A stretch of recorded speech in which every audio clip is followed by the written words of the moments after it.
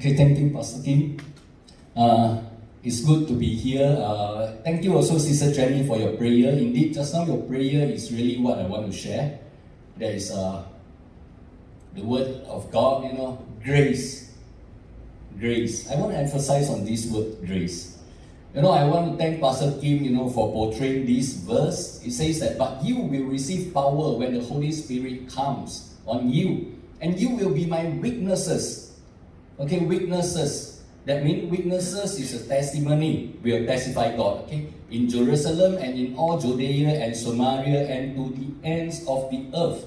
That means, I think these three places the Bible talk about is all around us. In our family. Even wherever we are. So where is our Jerusalem? Where is our Samaria? Where is our Judea? You see. So today I will not go into a passage or whatever. I don't know whether you heard of this phrase that actually we Christian is a fifth gospel that people are reading. We have the fourth gospel, Matthew, Mark, Luke, John, and we Christian, every one of us is a fifth gospel that people are reading. So today I want to go into read. I want to talk more about God's story. God's story, which is testimony. This story I want to tell you is all about God. In our life, testimony, without God, there is no testimony. Without God, there's nothing for us to share. Without God, it is impossible for me to stand here, to share with you. So today, I want to share with you God's story, through our life. So now we are doing this mission work in Taiwan. We are reaching out to the urban marginalized people group. So who are they? The urban marginalized people group, they are the prostitute. They are the gangster. They are the drug addicts. They are the alcoholic. They are the elderly in the nursing home. They are also the low-income grassroots family in the community. So we are stationed in Taipei. If you have ever visited Taiwan before, you know that Taipei, there are tens of thousands of churches. So why do they still need missionaries? So I think in every country, even church culture are different. So this marginalized people group, they are very unreached. The reason is Taiwan churches, either they have bad experience, they don't want to go into that again, or they don't know the way to how to deal with this group of people. So that is why they still need missionaries to really reach out to this group of people in Taipei itself. So let me go into it. Why can we go into such a ministry? Because such ministry, we really need a lot of what Sister Jenny has prayed before, that you see, we need God's grace. God's grace. So in me and my wife, Ruth, we really experience God's grace upon grace upon us. I would like to start with this, because I think besides Sister Juhi and Pastor and Minghian, Nora, the rest of you, we are new to each other. So I'd like to share about our past. So I came from a very typical Chinese family. My dad is a typical gangster. Actually in the past, he's quite well known in Singapore. Gangster in the 60s. So I grew up in that. You see, you look at the picture, you know that, my house is actually a gambling den. Everyone is gambling over there.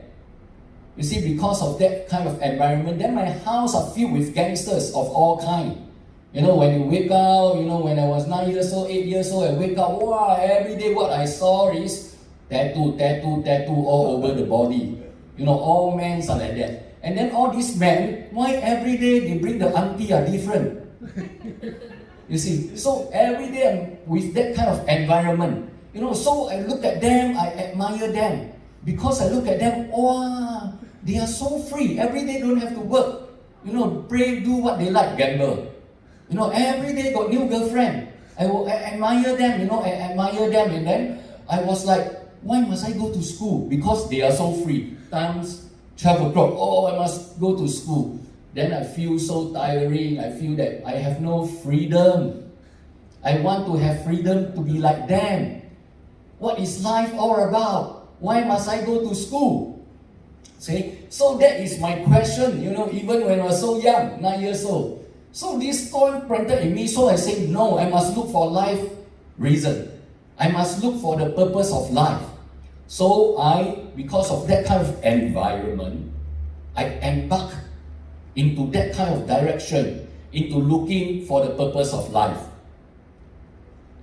Okay, so then I went to schools, definitely. Actually, I did quite well with my studies, but with my personality and character, my conduct, I'm very poor. Okay, that's why secondary 2 during my mid-year, although I passed with quite excellent result, but I was expelled from school because I think I'm too mischievous. Until the school, my principal all can't take it. They give me a lot of chance, but I take everything for granted. I'm so self-centered. I just be who I want to be. I thought that life is like that. Looking at all my past uncles, I think, no, life is like that. I'm a man, I'm tough, I do what I want. You don't tell me what to do. So after that, I was expelled from school. And then I went into gang activities. I joined the gang in a very young age, around 15. And then after that, I tried all kinds of drugs. Okay? Almost all kinds, except cocaine. In Asia, there's no cocaine. The rest, I think I tried even opium. In the 70s, 80s, in Singapore, opium is still legalized for the older people. So I take opium with the older people, on this opium den there. So all this is my younger days, you see. So then, that we, in this society, we work, right? So we want to be, so what do we work for? We are looking forward to be promoted. We want to be someone up there in the top. So it is the same, Gangsters is the same. Okay, you become a gangster, after you became a gangster, it's the same. You feel that you want to be promoted. You want to go to the top. You don't want to be a 小弟, in Chinese we say 小弟, small brother anymore. You want to be someone that, people recognize you. Okay, so that is so self-centered. And after that, during my younger days, until the age of 33, actually I accumulated a lot of, not wealth. Besides wealth, I accumulated a lot of injuries in every part of my body. Because of joining gang, we fight with this, we are assaulted, all this. A lot of injuries. You see. So then, that was my youth. After that, I'm so determined. I think determination, what Pastor Kim say, I think from young I have this determination. In the gang I'm so determined to be someone out there. Determined to know those well-known gangsters and be beside them, to learn things from them. Okay, so gradually I get promoted. Okay, promoted to what? I joined, beside the gang, I joined an international drug syndicate. Okay, I joined an international drug syndicate. Okay, and definitely I go through that direction to look for the purpose of life. So my purpose of life is to enjoy, to have pleasure. That is my purpose of life. That is my motto in life. I just want to enjoy, have pleasure. So every day I'm into drugs. So to sustain those kind of lifestyle, definitely I will need a lot of money. You know why? Because we have a house, we don't go back. Every day we want to stay in 5-star hotel. We got Japanese car, we say no, we want to have sports car. We want to have all branded goods. You see. So not knowing all these are wrong, but think that life is like that. I go through that lifestyle looking for life, but purpose, okay? But that journey, that direction, cost me dearly. I missed the gallows twice.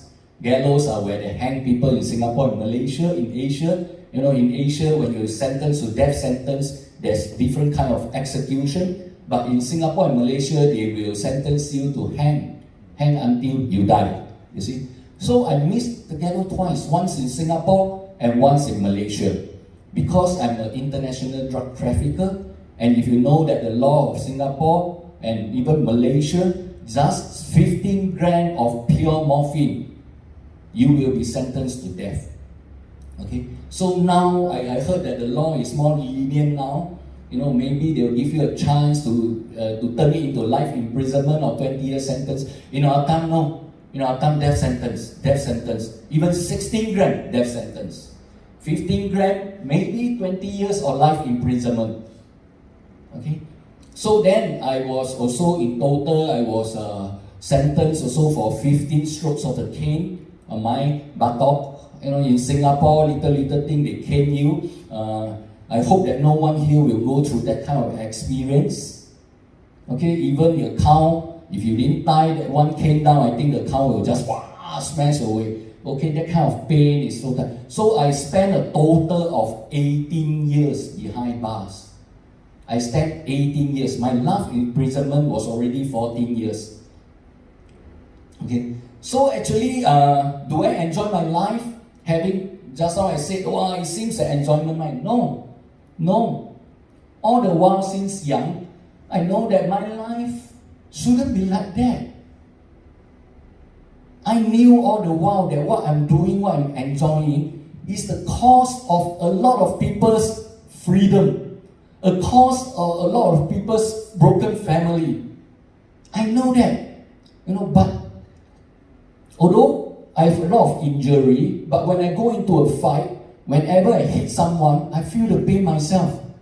Why am I hurting someone like that? But although I know all this, I can't stop doing it because I need to survive. We have a survival instinct. You see, we need to survive. We need to survive. So in order to do that, because of the different kind of value and principle in my life, all those dark value and principle, I can't stop doing it. You see, I can't stop doing it. I keep doing it and doing it and doing it, and then it becomes a lifestyle. You see, I have a habit of doing that, then it becomes a lifestyle. So I go through those kind of lifestyle. So actually, I'm very sick and tired of life. I'm truly very sick and tired of life. I just want to get out of these cycles. I don't want to be continuing doing that. I don't want to. But how? How? I really don't know how. I don't know the way. You see, I even thought of committing suicide. But maybe a lot of people think that, gangster, they are so brave, they are so tough. It's not. In our heart, let me tell you, we are timid, we are afraid to die too. I got no courage to die. You see, I'm not so brave. Even I'm brave, I commit suicide, I'm so tired, but no, I'm not brave. You see, because I'm afraid to die, I don't want to die. But then I want to die. You see, it's confusing. You see, life sometimes is so confused. I don't want to die, but I really want to die. You see, so what should I do? I don't know what to do. So I'm hoping that one day, I will be arrested. Why? If I'm arrested, then I have to die.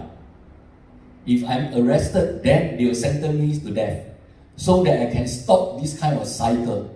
I don't want to continue to be like that. You see? So that was my thoughts. And then in 1997, as I said, I missed the ghetto twice in Singapore. 1997, I managed to flush away a lot of big amount of drugs, and I was arrested.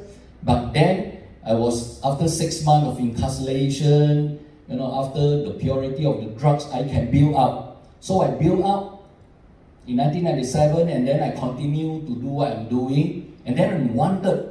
You see, the Singapore Police, CNB, the Central Narcotic Bureau, so they put out this wanted list for me. You see, they want to catch me. Okay? So I cannot live in Singapore anymore.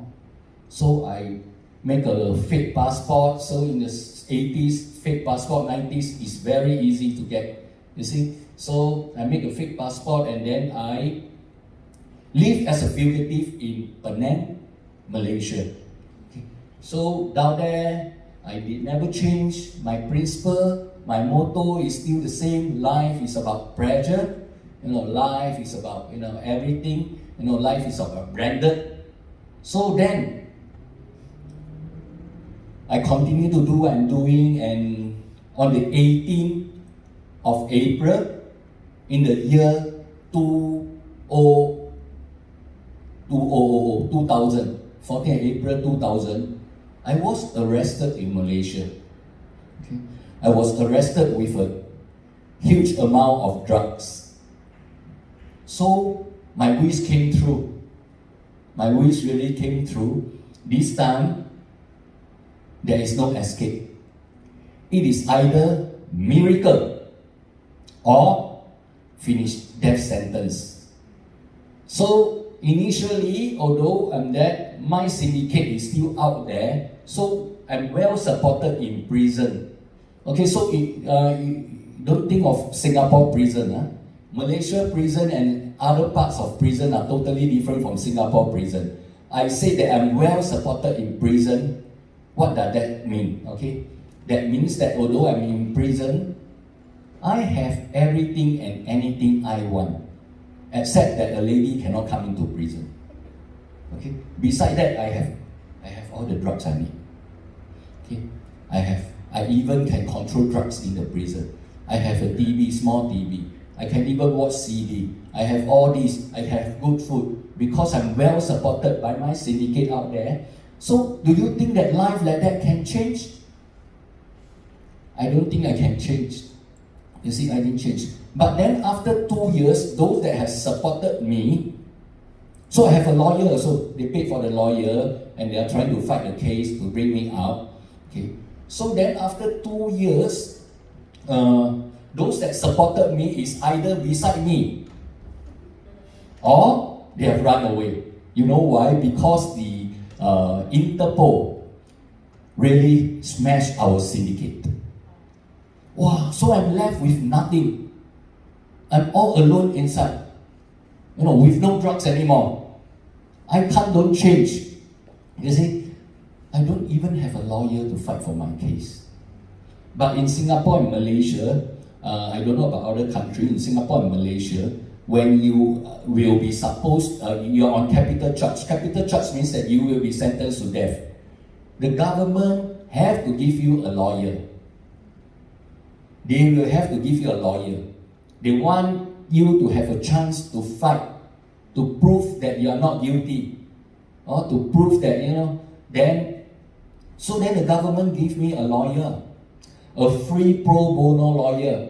Okay? So a lot of people will say that you don't stand a chance because a pro bono lawyer, they won't fight all the way for you. It's just a pastime. But then miraculously, my pro bono lawyer fought my case until I'm sentenced to acquitted. Acquitted. That means I'm not guilty. But it's not true, I'm guilty. But he fought until I'm not guilty. Wow. That means, I have a chance, Then I was like, after that, I can't leave the prison because I'm wanted by Singapore police. So then, I will be extradited back to Singapore. Okay. So then, during that period, it really gave me a lot of thoughts. I thought that in Singapore, I come back and be sentenced to 30 years at least, minimum. So that time, before I was arrested, 33 years old. That time I'm 36. So I'm thinking that, this time is finished. 36, go back 30 years. I will come out at least 56. 56, what can I do again?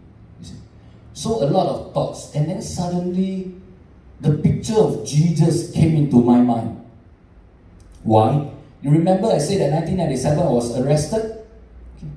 That day, in a room, I saw a picture of Jesus.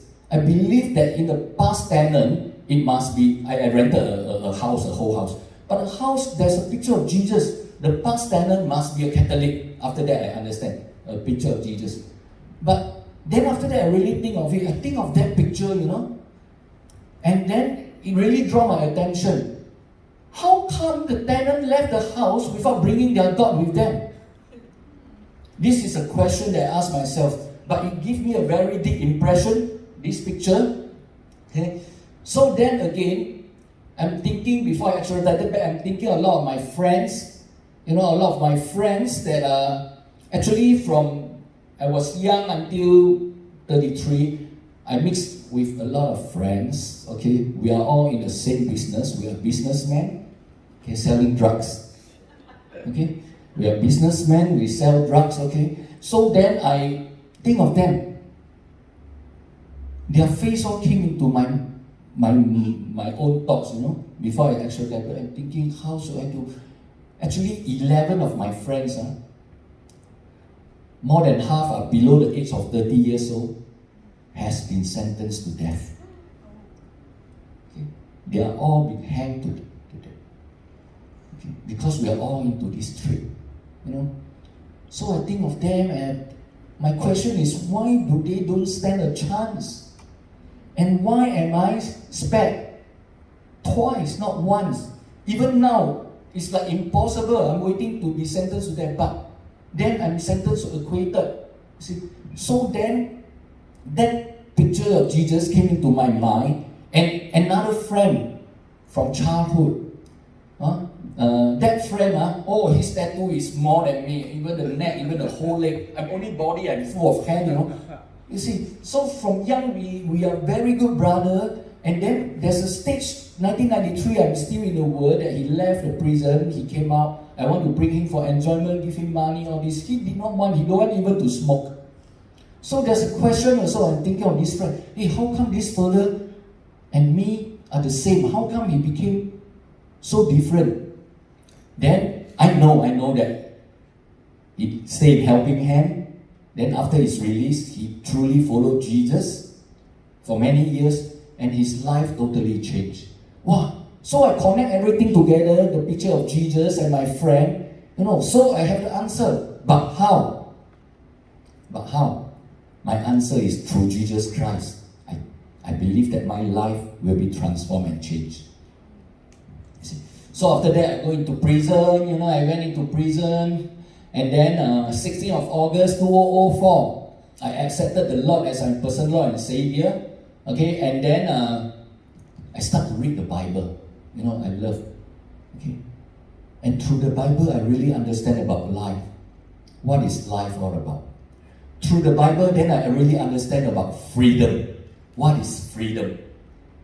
When I was young, that two questions, the Bible gave me the right answer. You see, when I read about Romans 7:18, it said, for I know that good itself does not dwell in me, that is in my sinful nature. For I have a desire to do what is good, but I cannot carry it out. You see, when I read about this, what Paul wrote, I felt so comforted. I felt that, how come this man, many thousand years ago, know what is going through in my heart? Then he said, what a wretched man I am, who will deliver me from this body of death? The answer is yes, through Jesus Christ our Lord. So when I read the Bible, I keep reading, the more I read, the more I understand that, the only way is through Jesus. You see, and then, in the past, I've craving for all things. I've lust for everything.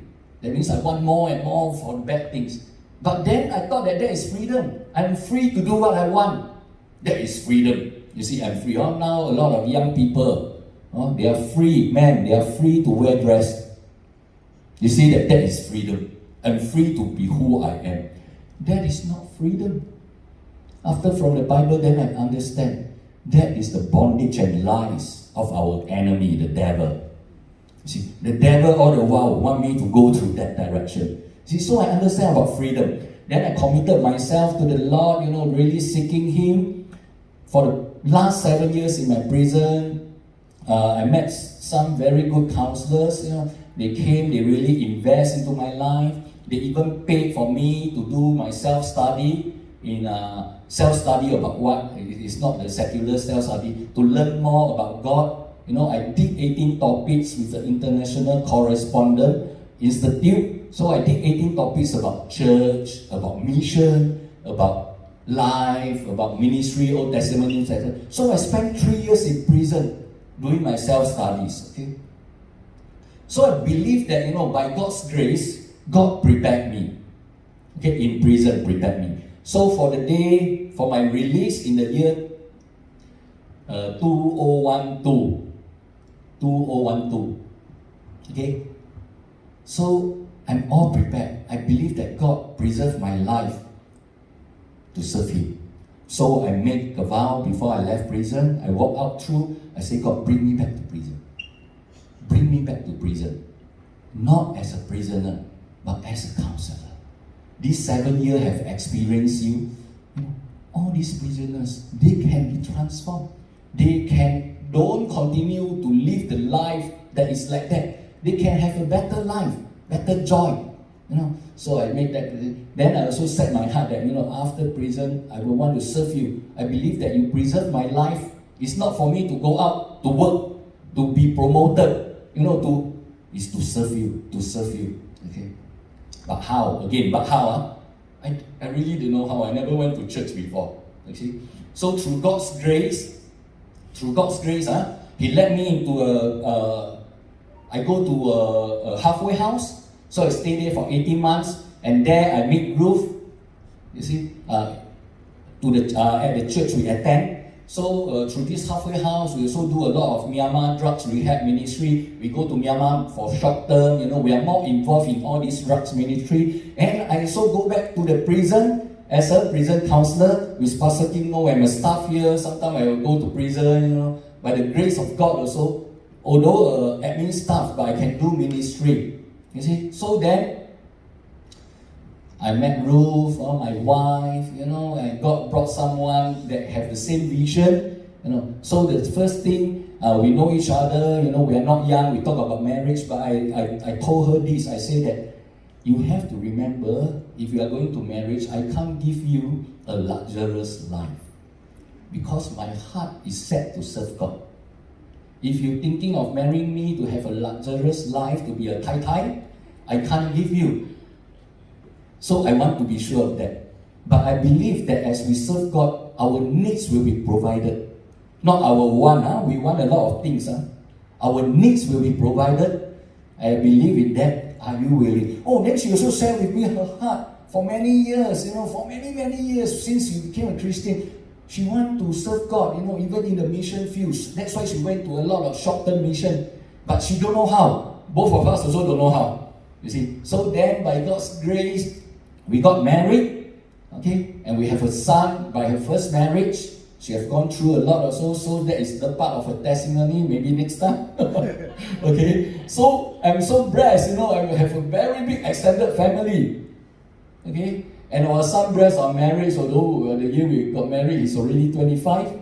Okay, then after 18 months in the halfway house, I came to Bartley to work as a staff. Okay.